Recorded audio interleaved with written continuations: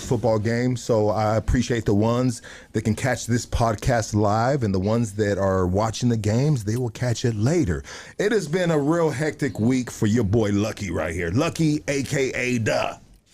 You guys go ahead and fill in the blank right there. It's been a hectic week, you know what I mean? Because I'm a union electrician. I'm a working man. You guys know this. I don't want to be a fucking broken record around here.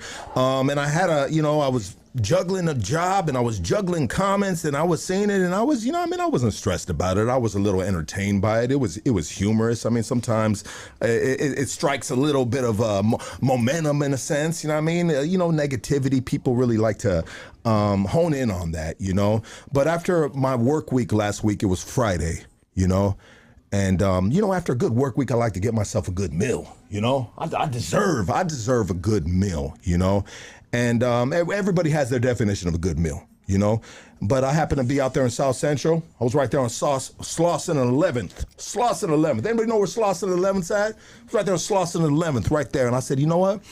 I'm going to get me some Popeyes. You know what I mean? I worked my ass off.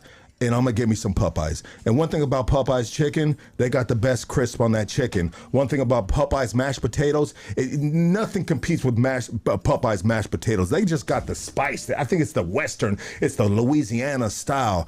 And so I would pull into Popeyes, I walk in there, and then I realized that I may not be safe in here. And I started sweating, And I felt like everybody was looking at me at that Popeyes chicken.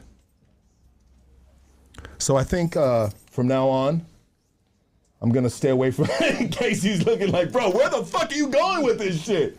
I'm actually going nowhere with that.